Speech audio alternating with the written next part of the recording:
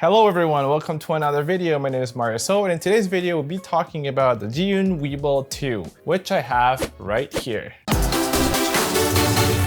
If you're new here, make sure you hit the like button and subscribe if you haven't already for similar content in the days ahead.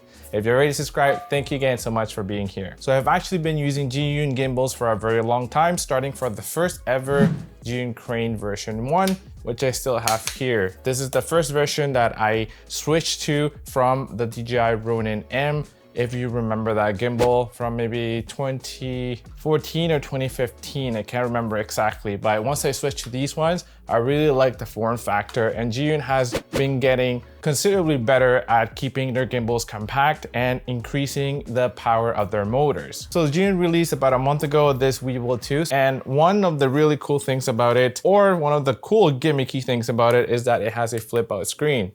Not even my main camera, the Sony a7 III, has a flip out screen, so that's pretty cool. But a little bit more about this flip out screen later on in the video. A little fun fact about this Weebill 2 is that I did not purchase it, nor did Weebill send it to me. Well, they kind of did. So I actually won this on a giveaway. It was actually Zhiyun Australia who was running this giveaway on the Weebill 2.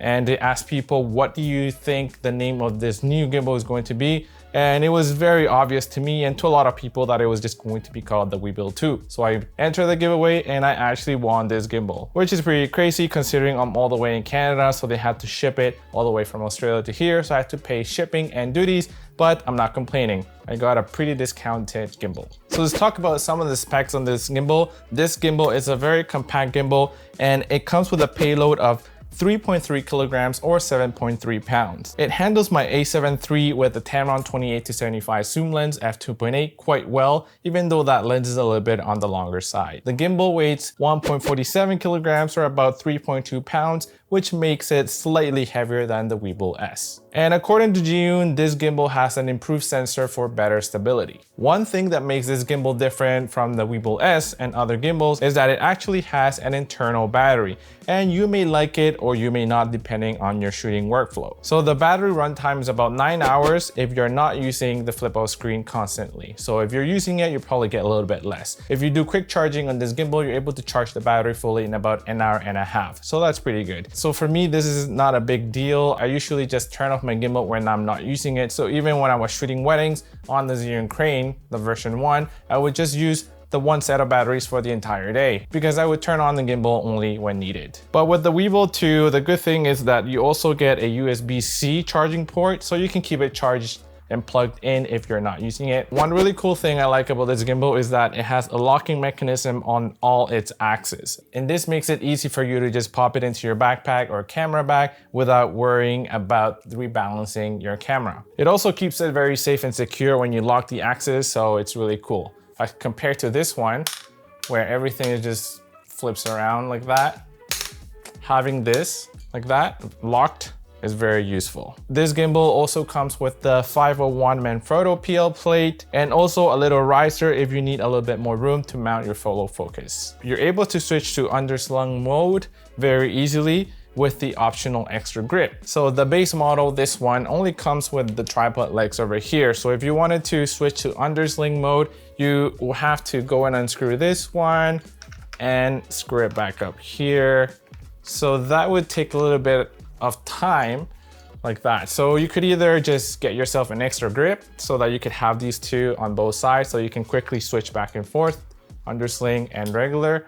Or if you have an older gimbal like me with the Zhiyun Crane here, I can just grab the legs here of this one and attach it to the bottom of this gimbal here because it's the same tripod thread. So now you don't have to get yourself an extra grip. You save yourself some money. You can use this now over here also as this tripod stand if you want to lay it down, and you can now quickly switch to Undersling mode really quickly. One very useful thing about this gimbal is that all of the controls are on one side of the gimbal. And to me, that makes it very easy and very intuitive to reach all the controls on one side. So I can grip the gimbal pretty comfortably with all the buttons in here. You get your power button, you get your record button. You're able to switch between 3 gimbal modes: pan follow, lock, and follow modes. This switch over here is very useful if you want to quickly switch between these 3 modes, so you don't have to go into the app or into the flip out screen to switch modes. But if you wanted to go into one of the other modes, you would have to go into the app or the flip out screen to switch into the other modes like POV or vortex mode, for example. And you also get a joystick, which you can quickly access with your thumb as you're holding the gimbal. I really like the joystick as well. It's a lot more easy to use compared to other Zhiyun gimbals. And even to some of them that did not have a joystick but had a weird sort of flat joystick like this one. If you want to learn more about all the gimbal modes that this Weebill has, I'll be creating a future video, so make sure you subscribe to stay tuned for when that video comes out. On this gimbal, you also get a control wheel, which lets you control either focus, adjustments on the roll axis, aperture, ISO, or zoom.